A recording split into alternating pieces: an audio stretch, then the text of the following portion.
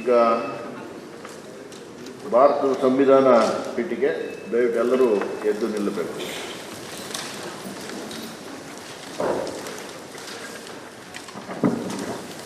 ಎಲ್ಲರೂ ನಾನು ಹೇಳಿದ ನಂತರ ಅದನ್ನು ಹೇಳಬೇಕು.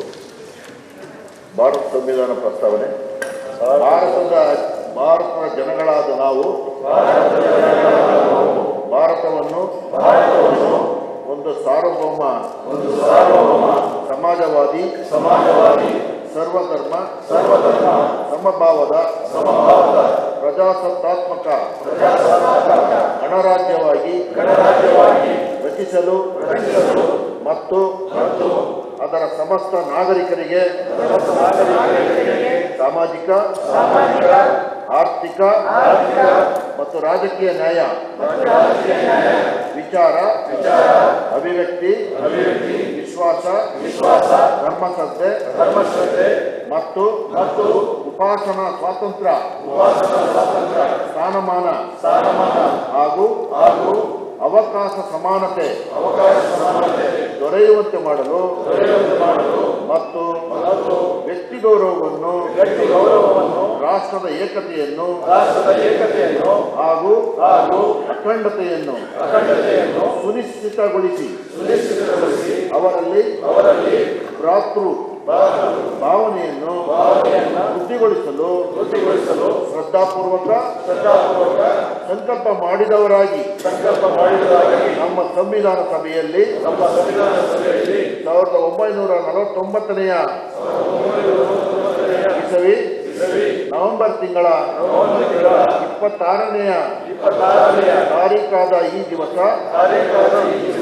ಈ ಮೂಲಕ ಈ ಸಂವಿಧಾನವನ್ನು ಅಂಗೀಕರಿಸಿ ಅಧಿನಿಯಮಿಸಿ ಅರ್ಪಿಸಿಕೊಂಡಿದ್ದೇವೆ.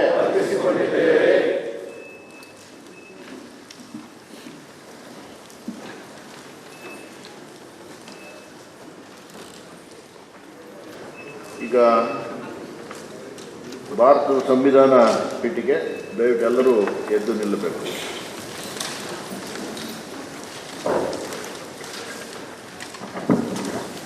ಎಲ್ಲರೂ ನಾನು ಹೇಳಿದ ನಂತರ ಅದನ್ನು ಹೇಳಬೇಕು. ಭಾರತ ಸಂವಿಧಾನ ಪ್ರಸ್ತಾವನೆ. ಭಾರತದ ಜನಗಳಾದ ನಾವು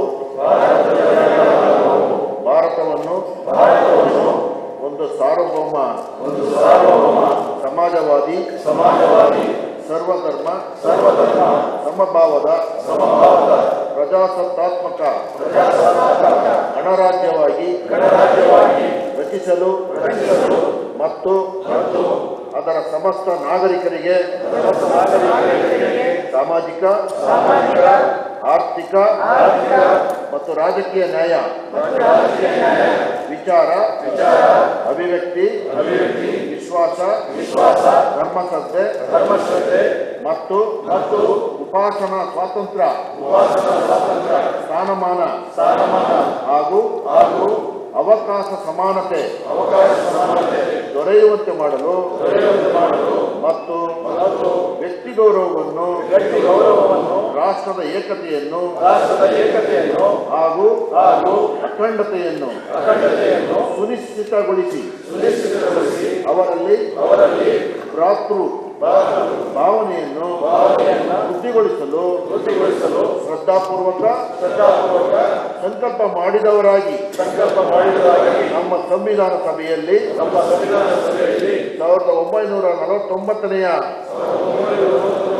ಇಸವಿ ನವೆಂಬರ್ ತಿಂಗಳ 26ನೇ ತಾರೀಖಾದ ಈ ದಿವಸ ಈ ಮೂಲಕ ಈ ಸಂವಿಧಾನವನ್ನು ಅಂಗೀಕರಿಸಿ ಅಧಿನಿಯಮಿಸಿ ಅರ್ಪಿಸಿಕೊಂಡಿದ್ದೇವೆ.